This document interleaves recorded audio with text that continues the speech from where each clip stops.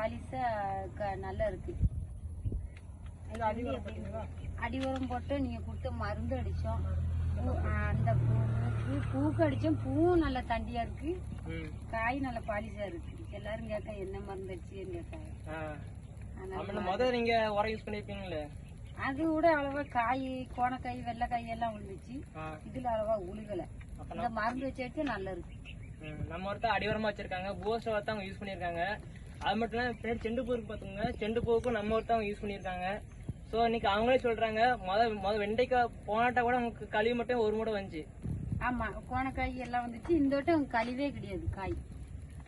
So இன்னைக்கு விதைச்சவங்க சொல்லிட்டு இருக்காங்க வெண்டைக்கு அவ்வளவு சூப்பரா வந்திருக்கு. சோ பூஸ்டர் உரம் அவ்வளவு அருமையா இருக்கு. சோ எல்லாருமே பூஸ்டர் உரத்தா நீங்க அழகா யூஸ் பண்ணலாம். எல்லாருமே என்ன உரம் வச்சுன்னு கேட்க வாங்கி ஊற்றி அவங்களுக்கு கொடுக்கணும். மார்க்கெட்லேயே கேட்காங்களா என்ன உரம் வைக்க அப்படின்னு கேட்டாங்களா?